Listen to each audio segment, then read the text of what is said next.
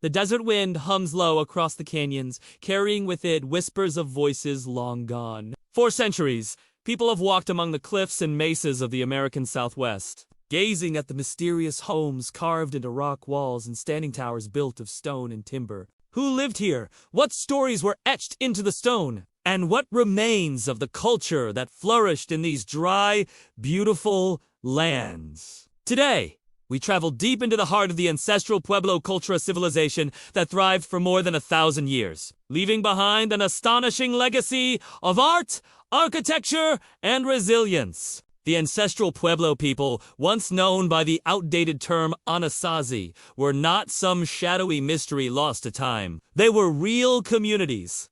Farmers, architects, astronomers, and spiritual people who built a society in one of the most challenging environments on Earth. Their world was not a desert wasteland, but a living, breathing land full of rivers, sacred mountains, and seasonal cycles that they understood better than anyone. By telling their story, we uncover how human ingenuity can thrive, even in the harshest of landscapes. Let us begin where their journey begins around 100 CE, when small farming villages began to rise in what we now call the Four Corners region of the United States, where Colorado, Utah, Arizona, and New Mexico meet. Here, corn, beans, and squash, known as the Three Sisters, were more than just crops. They were life itself. For a people surrounded by mesas and canyons, agriculture meant stability, and stability meant the beginning of a culture that could endure for centuries. But the ancestral Pueblo were more than farmers. Imagine small pit houses dug partly into the earth, providing warmth in winter and coolness in summer. Families gathered in these homes, telling stories by the firelight, weaving baskets, shaping pottery, and passing on traditions. Over time, these pit houses evolved into larger, above-ground structures, and soon, entire villages began to dot the mesas. By 750 CE, something extraordinary was underway. The transformation of scattered farming hamlets into complex communities with multi-story stone buildings. One of the most fascinating aspects of the ancestral Pueblo world was their architecture. Their villages weren't just practical, they were works of art. They used sandstone blocks, mud mortar, and timber beams to construct homes that could rise up to 4 or 5 stories high. Imagine walking into a plaza surrounded by terraced apartments, each doorway opening into a family's world. At the heart of many villages was something even more mysterious: the kiva. These circular, underground chambers were more than rooms, they were sacred spaces. Places of ritual and ceremony where stories of origin and the cosmos were told and retold. Now, picture this. Above the kivas, the night sky stretched endlessly, filled with stars. The ancestral Pueblo were keen observers of the heavens. Their buildings often aligned with solstices and equinoxes, turning architecture into a cosmic calendar. At Chaco Canyon, one of their most breathtaking centers, entire complexes of stone seemed to echo the patterns of the sun, moon, and stars. To stand in Chaco Canyon today is to stand inside a calendar carved into the earth, designed by a people whose knowledge of the cosmos rivaled that of any ancient civilization. But life in the desert was never easy. Droughts came and went, forcing the ancestral Pueblo to adapt. They developed irrigation systems, terrace fields, and dry farming techniques that captured every drop of precious rain. They traded across vast distances, exchanging turquoise, shells, feathers, and pottery designs that connected them to distant cultures. Imagine a network stretching from the Pacific coast to the Great Plains, all of it touching the lives of these desert dwellers. Yet perhaps the most haunting question of all is, what happened to them? By the late 1200s, many of the great villages, including the cliff dwellings at Mesa Verde and the monumental great houses of Chaco, were abandoned. Was it drought? Conflict? A spiritual decision to move on. Historians and archaeologists still debate the reasons, but what is clear is that the ancestral Pueblo people did not vanish. Their descendants live on today as the Hopi, Zuni, and many other Pueblo tribes, carrying forward traditions, ceremonies, and a living connection to their ancestors. The story of the ancestral Pueblo is not a mystery to be solved, but a heritage to be honored. Their spirit survives in every potsherd, every stone wall, every prayer that still rises from the pueblos of the Southwest. By exploring their past, we are reminded of something profound: human endurance, creativity, and community can carve beauty out of even the harshest landscapes.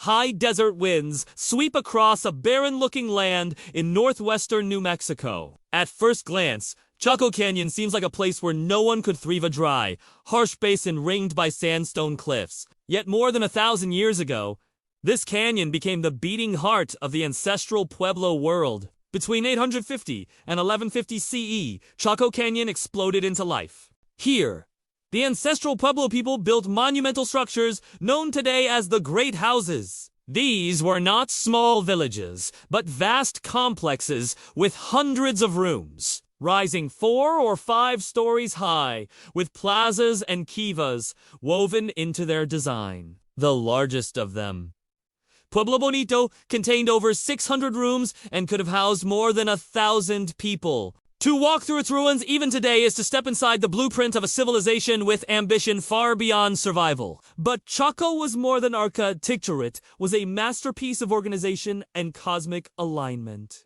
Archaeologists have discovered that many great houses were carefully oriented to the movements of the sun and moon. Imagine standing in a stone plaza as the summer solstice sun rose perfectly along the axis of a building, or the full moon at its 18.6-year cycle aligned with distant markers carved into the cliffs.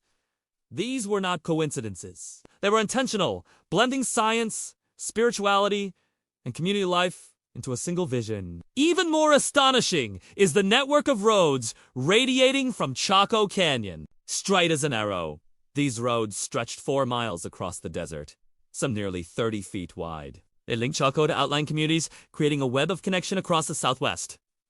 What were these roads used for? Some believe they carried good turquoise, macaw feathers, seashells, and pottery designs that tied the Pueblo world to Mesoamerica and beyond. Others believe they were spiritual highways, pathways for pilgrimages and ceremonies that bound distant peoples to Chaco's sacred heart.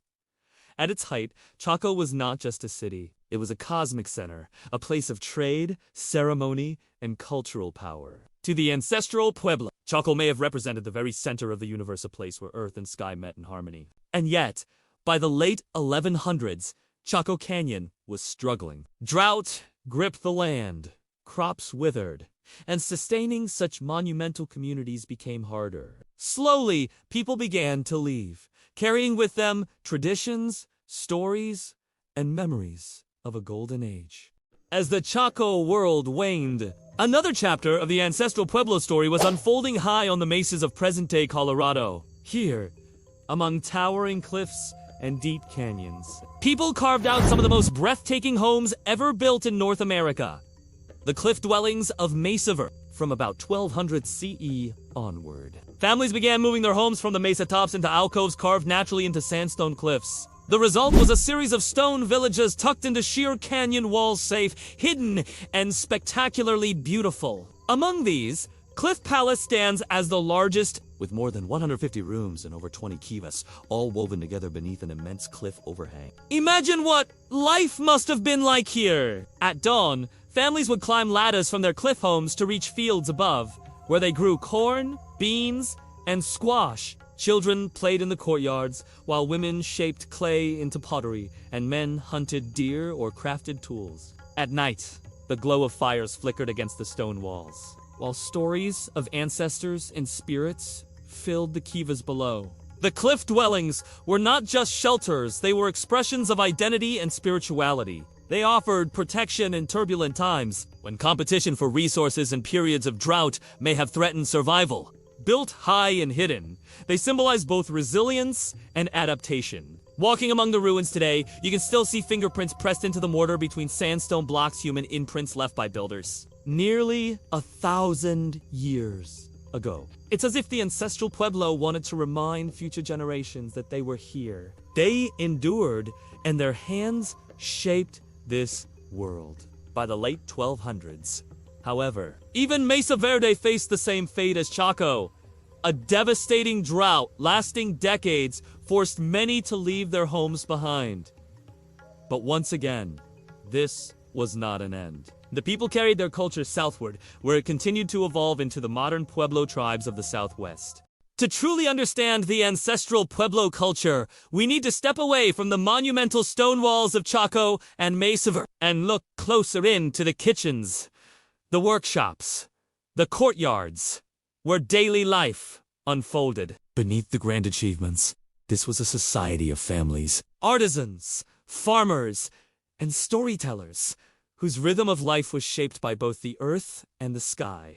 At the center of their survival was agriculture. The land may appear harsh to outsiders, but the ancestral Pueblo learned its secrets. They planted corn, beans, and squash in carefully prepared plots, often using dry farming techniques that conserved every drop of rain. Stone-lined terraces captured runoff, while check dams slowed water as it moved across the desert floor. In times of drought, these innovations meant the difference between hunger and survival. And when harvests were good, granaries carved into cliff walls stored food safely away from rodents and rain. But life was not only about survival. It was also about beauty and creativity. The ancestral Pueblo became master potters and weavers, their pottery painted with bold black and white designs. Geometric patterns, spirals, and symbols of rain, feathers, or animals was more than functional. Each pot told a story, connected to ritual and identity. Their weaving, too, was intricate, with yucca fibers and cotton spun into blankets and clothing dyed with natural colors. Holding one of their artifacts today is like holding a fragment of their imagination, preserved in clay and fiber. And then there were the kivas, those underground ceremonial chambers that pulsed at the heart of every community. Life above ground may have been about farming and building, but life below ground was about the cosmos and the spirit. Inside kivas, ceremonies unfolded around a small hole in the floor known as the Saipa Pew, symbolizing the portal through which the ancestors first emerged into this world. Fires burned, chants echoed, and the smoke rose upward, linking the people with the spirits above. Religion for the ancestral Pueblo was not separate from daily life. It was woven into every act. Planting corn, painting pottery, watching the stars. Their spirituality was tied to balance, the balance of rain and sun, life and death, earth and sky. The cycles of solstices and equinoxes were not just astronomical events. They were sacred markers that guided when to plant, when to harvest, when to honor the forces that sustained them. Imagine a summer solstice ceremony in Chaco Canyon. The dawn light pours through a carefully aligned window, striking a spiral petroglyph carved centuries earlier. As the first rays of sun illuminate the symbol, the gathered people begin their rituals. Drums echoing off canyon walls, voices rising in prayer. For them, time was not an endless line. It was a circle, repeating with the seasons. And their ceremonies ensured that this circle remained unbroken. Community life was equally important. Villages were tight-knit, with extended families living side by side. Children learned by watching their elders how to shape clay, weave fibers, plant crops, or tell stories. Oral tradition carried knowledge across generations, binding the past to the present. Every child grew up not only as a member of a family, but as part of a people whose identity stretched back through countless ancestors. Arts, religion, daily labor, all of it was inseparable. To plant corn was to perform a prayer. To build a pot was to preserve a story. To gather in a kiva was to connect with the universe itself. In the ancestral Pueblo world, every stone, every seed, every star had meaning. When you walk today among the silent ruins of Mesa Verde or Chaco Canyon, it is tempting to think of the ancestral Pueblo as a vanished people ghosts of a civilization swallowed by time. But nothing could be further from the truth. The ancestral Pueblo did not disappear. They live on in the voices, ceremonies, and traditions of the modern Pueblo, tribes the Hopi, Zuni, Taos, Acoma, Laguna, and many others who continue to thrive across the Southwest. Travel to the mesas of northeastern Arizona, and you will find the Hopi villages, some of the oldest continuously inhabited communities in North America. Their homes, built of stone and mud, stand on high mesas where the desert stretches endlessly below. Here, life still follows the rhythms of the seasons. Corn is planted not only as food, but as a sacred gift woven into prayer and ceremony. The Hopi tell stories of migrations, of journeys guided by the spirits that connect them directly to the ancestral Pueblo world. For them, Chaco and Mesa Verde are not ruins, they are footsteps on the path of their ancestors. Further east, in New Mexico, rise the great pueblos of Taos and Acoma. Taos Pueblo, with its multi-storied adobe dwellings, has stood for over 1,000 years. Its thick walls glowing golden in the desert sun. It is not a museum, it is a living community where families continue to live, bake bread in outdoor ovens, and gather in plazas much as their ancestors did centuries ago. Acoma, known as the Sky City, sits atop a sheer mesa, its homes perched like eagle nests high above the plain. To visit is to witness a culture of resilience where traditions survive despite centuries of colonial pressure and change. The Zuni people in western New Mexico carry forward a culture rich in ritual, art, and spirituality. Their intricate jewelry, pottery, and dances reflect beliefs that reach back into ancestral Pueblo times. Each ceremony, each song, each story is a living thread connecting today's Pueblo peoples with the ancient builders of Chaco, Mesa Verde, and beyond. What is remarkable is not only that these traditions survived, but that they remain central to identity. Pueblo spirituality continues to revolve around balance between people, the land, and the cosmos. Ceremonial dances still honor the sun, the rain,